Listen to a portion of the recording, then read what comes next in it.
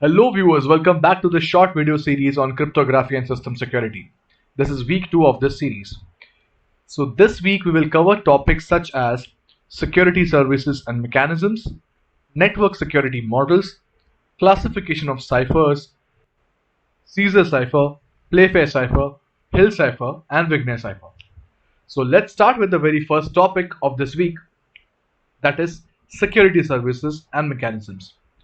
So what exactly are the security services and how are they different from security mechanisms? Let's start our discussion with security services. We can define that a security services is nothing but a processing or communication service that is provided by a system to give a specific kind of protection to the system resources. We can differentiate this with a security mechanism as the security services are like the goals or the objectives which needs to be fulfilled, but they can be implemented with the help of the security mechanisms. So let us discuss the 6 types of security services in detail. The very first one is authentication. Well, this service makes sure that only genuine or authorized personnels are able to access the services. Second one is access control. Once authenticated, only the specified services or resources should be made available to the users based on set policies or restrictions of the organization. As you can see in this diagram, a personnel or a staff having the RFID card or any other chip card can gain access to the restricted area, otherwise not. Third one is confidentiality. This service makes sure that all the information exchanges using the network should be secured and data leakage should be avoided at all costs. Fourth is integrity. This service makes sure that all the information exchanges are performed intact without any modifications to the data flowing across the network. Fifth one is non-repudiation. Well, this service makes it impossible for any parties involved in the communication to later deny the existence of any transaction once it commits. For example, denying receiving funds in your bank account even after receiving it through online funds transfer is a case of repudiation, which can be avoided with this service called as non-repudiation. Finally, the last type of service is called as availability. Well, this service makes sure that the resources are kept available to all the authorized users throughout without any disruption. So let us now discuss about the various security mechanisms. Well, security mechanisms are the tools and the techniques that are used to implement the security services we have just now studied. There are 8 types of security mechanisms. We'll start with encipherment. Encipherment is the process of making the plain text totally unrecognizable by subjecting it to substitutions and rearrangements of alphabets. Next is digital signatures. A digital signature is a mathematical technique which is used to validate the authenticity and integrity of a message, software, or digital document. Now, a thing to note over here is a digital signature and an electronic signature are both different things.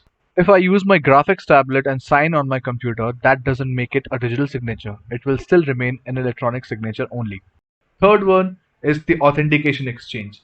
It is the process of identifying all the parties involved in the communication to each other using tokens, secret keys, or any other identifiers.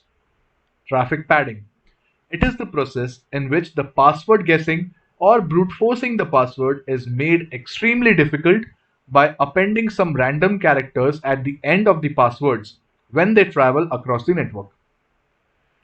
Routing control is a mechanism by which it is ensured that whenever a network route's security is compromised, another secure backup route is made available to continue the communication without fail.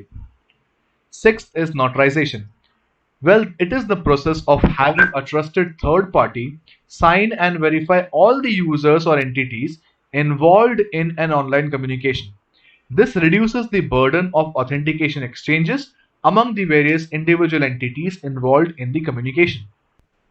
Well, there are two more common services and mechanisms such as access control and data integrity.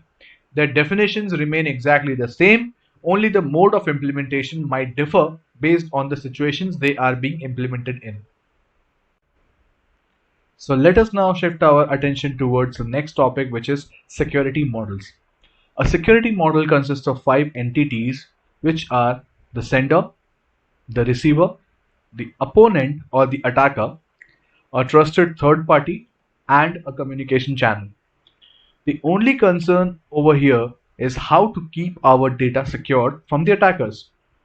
Well, in this week we studied some of the classic encryption techniques such as the monoalphabetic and polyalphabetic ciphers.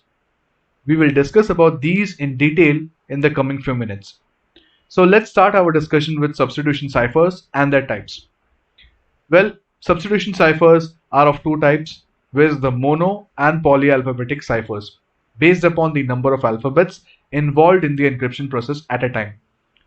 We will discuss the monoalphabetic ciphers using the Caesar cipher.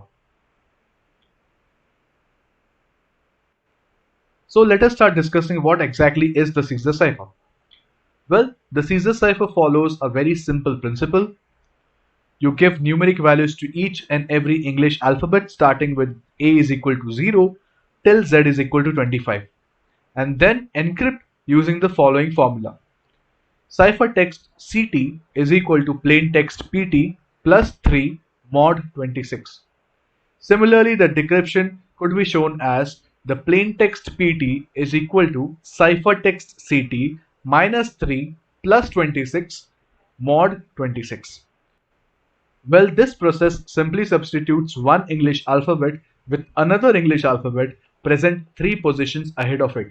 It's a very simple yet interesting cipher to at least start our journey of cryptography. Let us now learn about the types of polyalphabetic ciphers such as Playfair, Hill, and Wigner cipher, starting with the Playfair cipher. In Playfair cipher, we follow a standard set of rules. We write all the 26 English alphabets within 25 mini square boxes. Now you would be asking, what about the extra alphabet? Well, we need to write the alphabet I and J together in the same mini square box. We will then follow these rules and proceed ahead. First, write the key into the 5x5 box without repeating any character. Then fill the remaining spaces with the characters sequentially from A to Z, skipping the repeated alphabets. Alphabet I and J are written in the same box.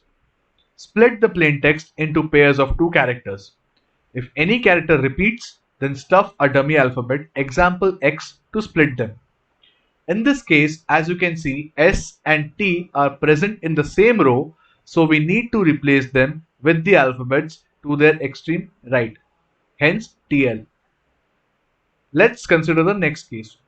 In this case, as you can see, M and E are present in the same column, so we need to replace them with the alphabets just below them respectively, hence CL.